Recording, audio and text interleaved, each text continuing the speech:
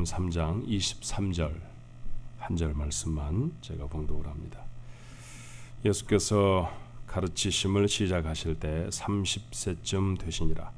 사람들이 아는 대로는 요셉의 아들이니 요셉의 위는 헬리요. 아멘. 어제 교회에서 음악회가 있었는데 음악회 제게 축도를 맡겨서 축도하기 전에 잠깐 했던 얘기가 이런 얘기였어요. 98살 되신 노 교수께서 82살 먹은 제자를 오랜만에 만나셨답니다. 그러니까 교수님이 물어보시는 거예요. 제자한테 자네 올해 나이가 몇인가? 그랬더니 예, 제가 올해 82 됐습니다. 그랬더니 좋을 때구만. 그 말씀이 제게 참 여운이 되더라고요. 예, 좋을 때가 아닌 때가 있나? 의미로 인생을 채우는 시간은 언제나 좋은 시간인 줄로 믿습니다. 특별히 예배하러 이 자리에 나오셨잖아요. 이 자리가 여러분 좋을 때인 줄로 믿습니다. 자, 옆에 분들은 이 억양을 잘해야 됩니다. 이 인사를. 이게 잘못하면 욕이 되니까 좋을 때입니다. 이렇게 한번 인사하실까요? 예, 좋을 때입니다. 예.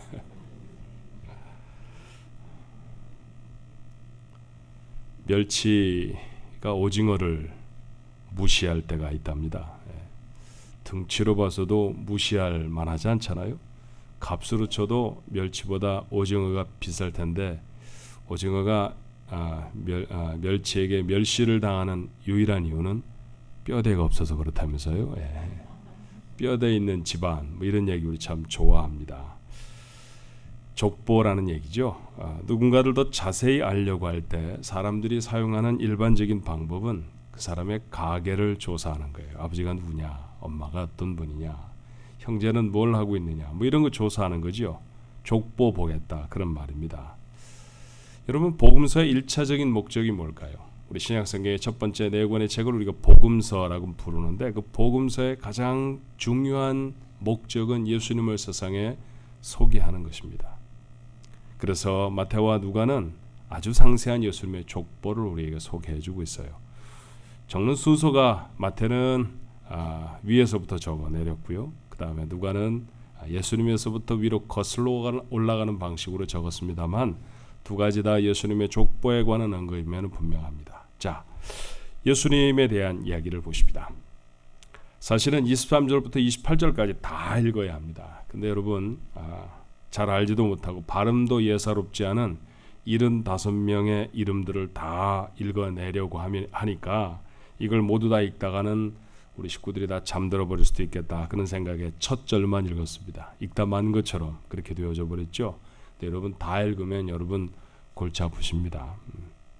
그런데 그 첫 절의 말씀이 의미심장하지요. 누가는 예수님의 족보를 이렇게 시작해요. 다시 한번 23절의 말씀을 보면 예수께서 가르치심을 시작하실 때 30세쯤 되시니라. 사람들이 아는 대로는 요셉의 아들이니. 사람들이 아는 대로라고 했습니다. 사람들은 예수님이 요셉의 아들이라고 알고 있었다라는 것이죠. 보통 누구의 아들이라고 어떤 사람을 소개하면 아버지가 썩 괜찮을 사람일 가능성이 높습니다. 그렇죠? 관직이 있다든지 아니면 지식이 출중하다든지 많은 사람들이 알고 있는 그런 사람일 가능성이 높지 않습니까? 자랑스러운 아버지를 둔 사람들이 대략 이런 방식으로 소개되곤 하지요.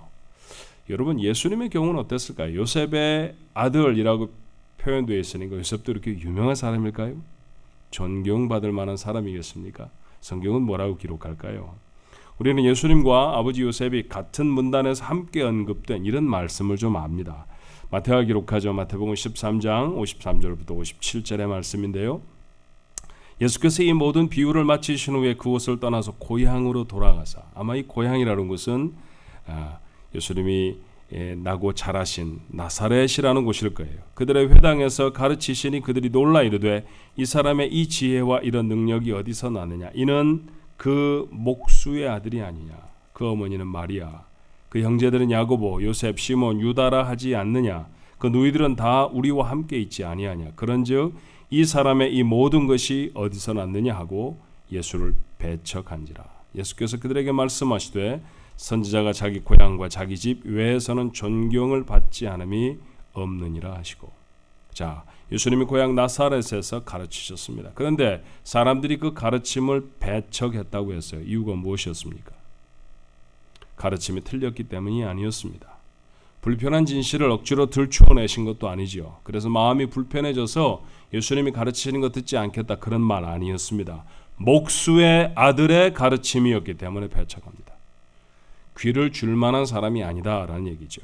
예수님의 아버지 요셉은 평범한 사람이었습니다. 아니, 어쩌면 그 당시에 사람들의 사고에서는 평범보다 더 낮은 사람으로 생각했을지 모릅니다. 그러므로 그런 아버지가 낳은 아들, 그렇고 그런 사람, 보통의 사람, 아니 보통보다 좀 빠지는 사람이라고 생각했다는 것이죠. 그것이 사람이 아는 대로의 예수님이었습니다. 그러나 여러분, 사실은 어땠나요? 예수님이 목수였던 요셉의 아들이었다는 것 그 외에 다른 사실은 없습니까? 여러분은 다른 사실도 아십니다. 우리는 예수님이 세례를 받으실 때 일어났던 일을 이미 생각해 보았죠. 무슨 일이 일어났나요? 자, 우리가 읽었던 그 23절의 말씀 바로 앞에 누가복음 3장 22절의 말씀 이렇게 기록되어 있습니다. 성령이 비둘기 같은 형체로 그의 위에 강림하시더니 하늘로부터 소리가 나기를 너는 내 사랑하는 아들이라 내가 너를 기뻐하노라 하시니라. 하늘에서 소리가 났습니다. 하나님의 소리였습니다. 하나님이 말씀하시죠. 내가 사랑하는 아들이다. 나는 그 아들 때문에 기쁘다. 사람들이 보기에는 남의 고장난 물건이나 고쳐주는 목수의 아들에 불과했을지 모르지만 그러나 성경은 그분이 하나님의 아들이시기도 했다라고 적습니다. 사람들이 아는 바대로는 평범하게 그지없는 사람이었지만 그러나 예수님은 동시에 온 천지를 만드시고 그 만물의 주인이신 하나님이 누구보다 사랑하시는 아들이었다라는 것이에요. 기왕에 족보를 열었으니까 다른 사람들도 좀 살펴볼까요? 오늘 예수님의 족보에 등장하는 다른 인물들은 어떤 사람이었나요? 23절부터 31절에 나오는 사람만 해도 잘 모르는 사람들입니다. 성경의 역사에도 거의 나오지 않는 사람들이죠. 거기에 우리가 아는 이름들이 몇 있습니다만 그건 사실 우리가 아는 그 사람들과는 다른 동명이인의 무명의 사람에 불과합니다. 누가가 성령의 도움을 받았겠습니다만 용케도 그들의 이름을 기억해 기록했다 싶은 그런 평범한 그런 사람들입니다. 유명한 사람들이 아니라는 것이죠. 그러다가 31절에 이르러서 겨우 보란듯한 인물 한 분을 발견하게 됐어요. 31절에 이르지요. 그 위는 멜레아요. 아세요 누군지? 그 위는 맨나요. 이분도 모르는 분입니다. 그 위는 맏다다요. 그 위는 나단이요. 그리고 우리가 아는 이름이 하나가 나타나죠. 그 위는 다윗이요. 예, 다윗이라는 분 발견했습니다. 무엇보다 다윗은 고대 국가의 왕이었죠. 여러분, 고대 국가의 왕은 못하는 게 없는 사람 아닙니까? 적어도 자기가 다스리는 반경 안에서 그는 최고의 지위를 누리는 그런 사람입니다. 그런데 그저 무작정 이런 지위를 가진 것은 아닌 것 같아요. 그에 걸맞는 능력도 있었습니다. 전쟁에 나서기만 하면 승리하는 용사이기도 했고요. 그리고 우리 모두가 오늘날 무지무지하게 좋아하는 용모가 빼어난 사람이기도 했습니다. 시도 참 잘 썼죠. 악기를 탁월하게 연주하는 사람이기도 했습니다. 이런 다재다능, 정말로 여러 가지 방면에서 재능을 가진 사람을 우리는 쉽게 발견할 수 없어요. 그런 사람이 바로 다윗이라는 인물이었어요. 그런데 여러분, 이게 다입니까? 여러분은 그분의 비하인드 스토리도 좀 아시죠? 여인을 너무 좋아해서 지나치도록 많은 아내를 두었습니다. 그것도 모자라서 전쟁터에 나가 있는 부하의 아내와 불륜에 빠지기도 했죠.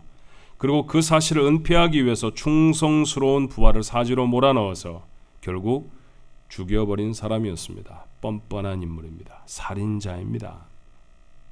자, 몇 대를 더 거슬러 올라가면 야곱이라는 인물도 있네요. 34절의 말씀에 보니까 그 위는 야곱이요, 그 위는 이삭이요, 그 위는 아브라함이요, 그 위는 데라요, 그 위는 나홀이요. 오랜만에 좀 우리가 아는 이름들이 쭉 기록되어 있습니다. 야곱, 아하, 기도의 사람이죠. 뼈가 부러지도록 기도하던 사람 아닙니까?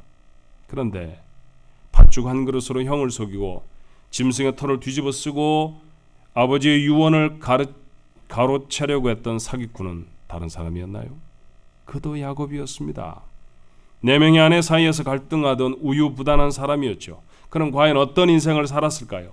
본인의 입으로 한번 들어볼까요? 창세기 47장 9절은 야곱이 한 말을 이렇게 우리에게 소개합니다. 야곱이 바로에게 아뢰되 내 나그네 길의 세월이 130년이니이다. 내 나이가 얼마 못 되니 우리 조상의 나그네 길의 연주에 미치지 못하나 짧고 험악한 세월을 보냈나이다. 130년을 살아내고도 여전히 그의 인생은 절망적인 험악한 세월이었습니다. 그러고 보니 감추어진 이름도 있습니다. 32절에 그 위는 이세요, 그 위는 오벳이요, 그 위는 보아스요, 그 위는 살몬이요, 그 위는 나손이요. 아버지로 소급하니까 자꾸 위로 그렇게 말했다는 얘기죠. 그의 아버지는 이세요, 그의 아버지는 오벳이요, 뭐 이렇게 표현한 것에 다른 표현이 아닙니다. 누가는 오늘 본문에서 기록하고 있지 않지만 본문에 나타난 살몬이라고 하는 사람의 아내를 여러분 누군지 아시죠? 마태는 마태복음 1장 5절에 이렇게 그의 아내가 누구인지를 적지요. 살몬은 라합에게서 보아스를 낳고 보아스는 룻에게서 오벳을 낳고 오벳은 이새를 낳았다고 적었습니다. 살몬의 아내는 라합입니다. 그런데 여러분 성경 참 여러 곳에 라합이라는 사람의 이름이 등장합니다만 라합이 그저 라합이라고 기록된 곳은 거의 없습니다. 앞에 꼭 무엇인가가 붙어요. 기생 라합. 영어 성경을 읽으면 얼굴이 더 뜨뜻해집니다. prostitute. 창녀 라합이라고 번역하는 것이 원어에 훨씬 맞는 말입니다. 예수님의 족보에 참 어울리지 않는 사람 아닙니까? 그들 사이에서 난 보아스의 아내는 이방 여인 룻이었습니다. 그녀는 남편도 남편의 형제들도 시아버지도 그러니까 온 집안의 남자는 다 죽어서 늙고 거덜나버린 시어머니 나오미와 함께 유다로 돌아옵니다. 그리고 돌아와 연명하기 위해 그들이 했던 것은 들판에 이삭을 주었던 것이었음을 우리는 압니다. 표현을 부드럽게 해서 그렇지 한마디로 딱 잘라 말하면 롯은 거지였습니다.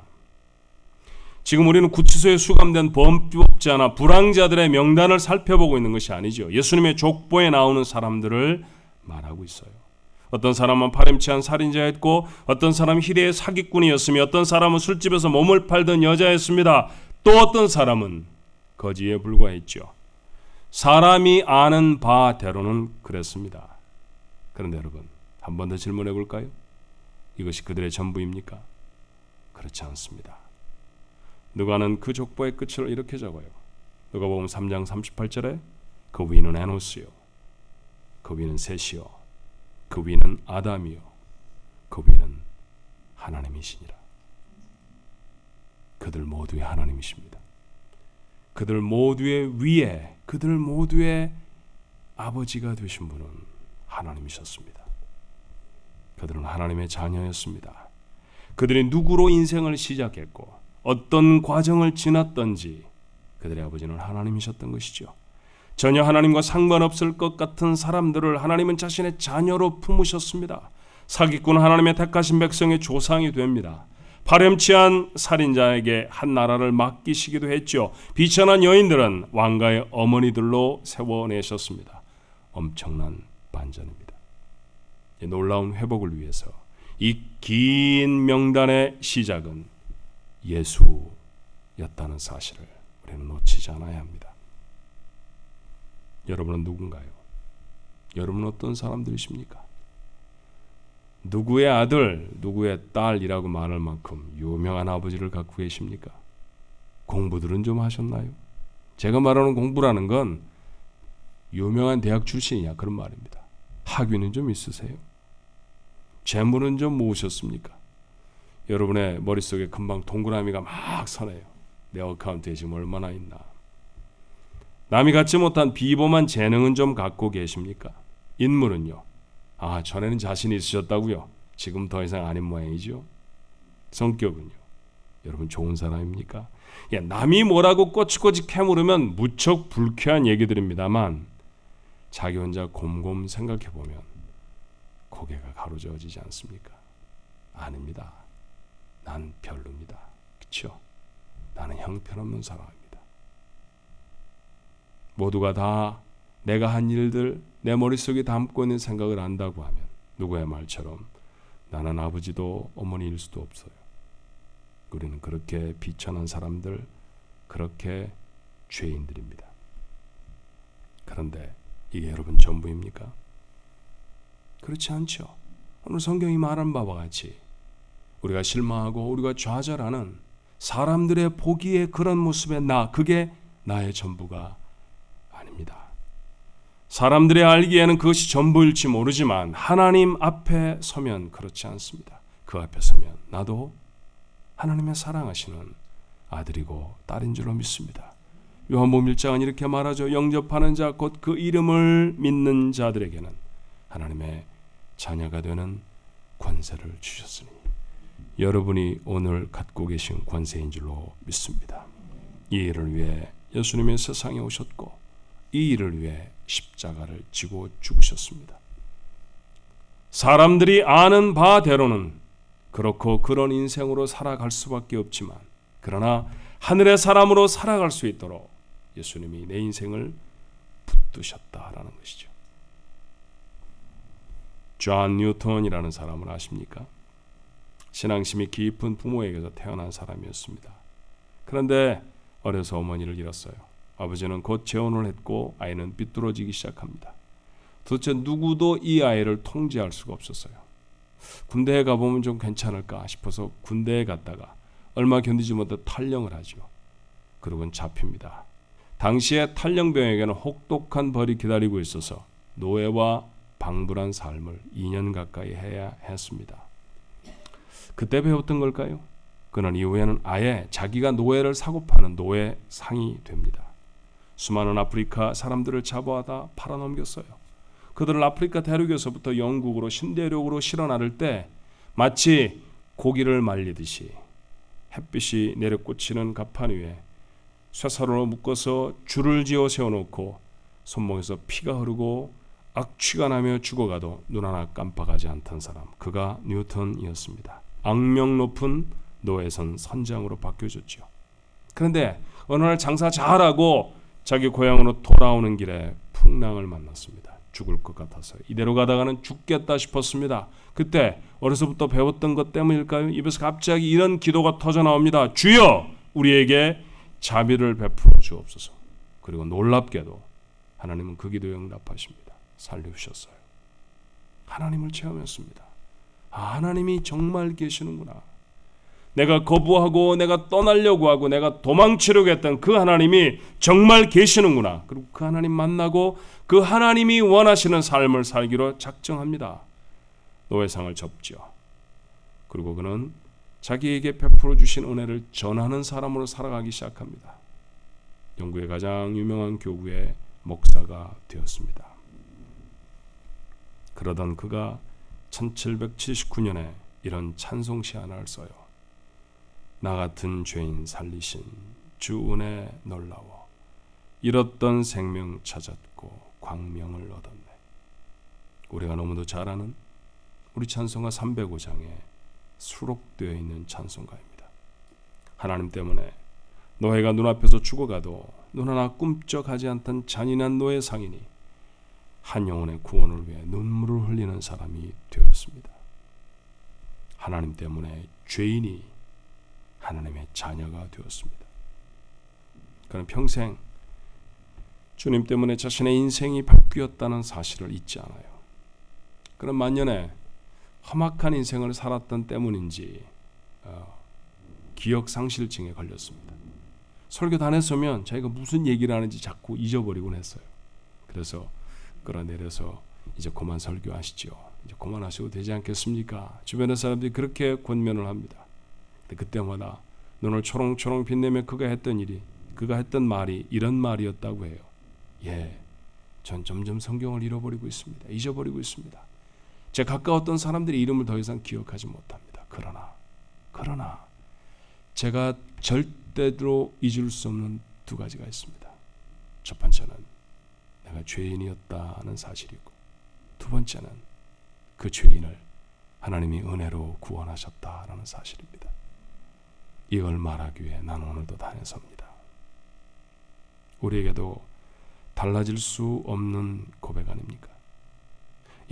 설사 제 이름을 잃어버린다 할지라도, 제가 사랑하는 사람들의 이름들을 더 이상 기억해내지 못한다 할지라도 우리가 잊어버리지 않아야 할 두 가지가 있다고 하면 뉴턴과 마찬가지로 우리가 죄인이었었다라고 하는 사실과 그 죄인이었던 나를 주님을 보내셔서 십자가에 매달고 그의 생명을 다 쏟아 부으시며 나를 하나님의 자녀로 삼으셨다는 사실, 이건 잊어버릴 수 없지 않습니까? 사람들이 아는 바대로 나는 참 아무것도 아닌 사람입니다. 그런 나를 주님이 붙드셨습니다. 몹쓸 죄인인 내 죄를 지고 십자가에 달리셨습니다. 난 그렇게 하나님의 자녀가 되었습니다. 여러분에게도 다르지 않은 이야기일 줄로 믿습니다. 우리는 더 이상 인생이 소유한 것들의 양으로 차지한 자리의 높음으로 결정되지 않는다는 사실을 압니다. 여전히 가난하고 여전히 아무것도 아닌 것 같아도 여러분 기억하십시오. 하나님의 눈에는 아닙니다. 하나님의 눈에는 아닙니다. 여러분이 일주일 내내 프레스기기 앞에서 다른 사람의 냄새나는 옷을 빨다가 이 자리에 왔다 할지라도, 여러분이 한 피스에 불과 10불도 되지 않은 샌드위치를 일주일 내내 손이 부르트도록 싸다가 이 자리에 왔을지라도 하나님 앞에 선 여러분은 하나님의 아들이고 하나님의 딸인 줄로 믿습니다. 은행 어카운트에 몇 푼 되지 않는 돈, 그 달랑거리는 돈으로 이번 달 페이먼을 어떻게 만들어야 할지 고민하고 좌절하는 인생이 되었다 할지라도, 그래도 여전히 여러분의 아버지는 세상의 모든 것들을 다 가지신 하나님이라는 사실을 잊지 않아야 할 줄로 믿습니다. 하나님께 나같이 부족한 자가 누구인지를 스바냐 선지자는 이렇게 가르쳐요. 스바냐 3장 17절이죠. 너희 하나님 여호와가 너희 가운데 계시니 그는 구원을 베푸실 전능자이시라. 그가 너로 말미암아 기쁨을 이기지 못하시며 너를 잠잠히 사랑하시며 너로 말미암아 즐거이 부르며 기뻐하시리라. 내가 뭐라고 나를 기뻐하신가요? 내가 뭐라고 나만 보시면 기쁘시다는 말입니까? 내가 뭐라고 하나님의 사랑하는 사람이 되어졌을까요? 이게 납니다. 이게 우리의 모습입니다. 사람들은 미처 알지 못하는 모습일지 몰라도 성경을 열고 믿음이라는 눈을 가지고 다시 들여본 내 신분은 이렇게 놀라운 존재라는 사실을 여러분 세상에 묻혀 살더라도 결코 잊지 않게 되었으면 좋겠습니다. 사랑하는 주안가족 여러분, 여러분에게 권면합니다. 여러분은 사람들이 아는 바대로의 삶을 살 것입니까? 아니면 하나님이 회복시키신 삶을 살 것입니까? 0이라는 숫자를 아십니까? 참 중요한 숫자입니다. 0이 1개 붙으면 10입니다. 2개 붙으면 100이고요. 4개가 붙으면 만입니다. 8개가 붙으면 억이고 0이 12개가 붙으면 조가 됩니다. 자, 제가 한 셈이 맞습니까? 아닙니다. 너무 빨리 화면을 틀어버렸는데요. 1이 붙기 전까지는 그냥 0입니다. 1이 없으면, 1이 맨 앞자리에 붙지 않으면 0이 수만 개가 붙어도 그건 0입니다. 맨 앞에 1이 붙어야 뒤에 놓인 0들이 살아납니다. 인생도 마찬가지 아니에요? 우리의 작은 재산, 보잘것없는 재능, 건강, 우리의 사랑하는 관계들, 자녀들, 어제까지 하고 온 내 일들, 그 모든 것에 맨 앞에 내 인생을 바꾸신 하나님이 놓여지지 않으면 그 위에 선 것은 아무것도 아닙니다. 내가 갖고 있는 모든 것의 가치를 바꾸시고 엄청나게 하실 하나님이 아니라고 하면 그 모든 것은 내게 아무것일 수도 어떤 의미도 없기 때문입니다. 기억하십시오. 하나님이 첫 자리에 계셔야 합니다. 그것이 하나님의 은혜로 인생이 변화되었다는 사실을 믿는 사람의 삶이고, 그래야 비로소 내 인생의 모든 것이 참된 의미를 갖게 되기 때문입니다. 예배를 마치고 두벅두벅 또다시 어렵고 힘든 삶의 자리로 돌아갈 것입니다. 기억하십시오. 그 자리가 아무리 처참하든, 그 자리가 아무리 어려운 자리든 여러분은 하나님의 아들입니다. 하나님의 딸입니다. 하나님이 우리의 아버지이십니다. 내 삶의 모습이 여전히 부끄럽고 하나님 앞에 죄인 되었을지라도 하나님은 절대로 포기하지 않으십니다. 절대로 포기하지 아니하시는 하나님이 나를 보시면 기쁘시고 눈을 떼실 수 없는 그 하나님이 내 아버지이십니다. 그러니 이 한 주간은, 아니 앞으로 남아 내가 살아갈 수 있는, 내가 호흡할 수 있는 시간들이 주어진다고 하면 그 모든 시간에 맨 앞자리에 하나님을 두시지 않겠습니까? 하나님이 자리하실 때 나머지 모두가 다 살아 움직여서 여러분의 인생이 어마어마하고 값진 인생이 될 줄로 믿습니다. 그렇게 살아내서 하나님께 영광을 돌리고 여러분의 남은 생애가 의미와 가치로 채워지는 정말 좋은 시절이 되시기를 주님의 이름으로 축원합니다. 기도하십시다. 하나님, 저는 제 식구들이 지난 한 주간을 어떻게 살아왔는지 조금은 압니다. 말도 잘 통하지 않는 미국에 와서 마음의 불안함을 안고 이런저런 일에 좌충우돌하면서 내가 이러고 사는 거 맞나? 내가 이 정도밖에 안 되나? 잊혀진 사람 같기만 하고 좁쌀처럼 바닷가의 모래알처럼 그렇게 작아진 것 아닌가? 그렇게 참담해진 마음으로 터덜터덜 성경책 안고 주의 백성들이 이 자리에 왔습니다. 감당할 수 없는 시험과 어려움과 짓누르는 삶의 무게들 때문에 자다가도 벌떡벌떡 일어나던 시간들이 한두 번이 아니었음을 저는 모르지 않습니다. 부족한 목사도 저들의 삶을 아는데 하나님은 왜 모르시겠습니까? 그런데 하나님, 오늘 성경을 열었더니 예수님의 족보에도 그런 사람이 가득했습니다. 거지처럼 살았던 사람도 있었습니다. 그런데 하나님 그들 모두에게 내가 네 아버지다 그렇게 말씀하십니다. 잊지 않게 하옵소서. 아버지, 하나님이 내 아버지이십니다. 하나님이 내 아버지이십니다. 내가 하나님의 아들이고 내가 하나님의 딸입니다. 맞습니다. 우리가 어떤 상황 속에 놓이더라도 어떤 삶의 질곡을 경험하며 지나더라도 하나님, 사람들이 하는 내가 아닙니다. 그게 나의 전부가 아닙니다. 하나님의 자녀 되어진 나, 그 정체를 잊지 않고 살아가게 하옵소서. 그 정체로 힘있게 살아가게 하여 주옵소서. 하나님, 한 가지를 우리에게 허락해 주옵소서. 하나님, 우리 앞에 참 많은 것들이 놓여 있는데 그것들을 다 세워놓고 맨 끄트머리에다가 하나님 그렇게 세워 지났던 때가 얼마나 많습니까? 월요일부터 토요일까지 제 멋대로 살아가다가 그 마지막 날 주일이라고 생각하며 이 자리에 올라와 하나님 앞에 예배드리는 자, 그 우리의 모습일 수 있습니다. 주님 용서해 주시고 이 순서를 바꾸어 주옵소서. 아무리 대단한 것이라도 하나님 앞에 서 있으면 그건 zero, nothing입니다. 아무것도 아닙니다. 하나님 맨 앞에 세우게 하옵소서. 하나님 때문에 자녀가 있습니다. 하나님 때문에 생명이 있습니다. 하나님 때문에 소유가 있습니다. 하나님 때문에 오늘을 삽니다. 그래야 내 나머지가 가치를 발할 줄로 믿습니다.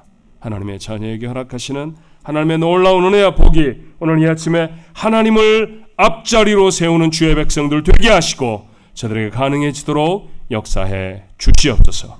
우리가 식구들을 주님이 붙드셔서 힘을 더하여 주옵시고 존 뉴턴이 만났던 그 은혜의 하나님, 저들의 가슴에도 살아있게 축복해 주시옵소서. 예수님 이름으로 간절히 기도하옵나이다. 아멘.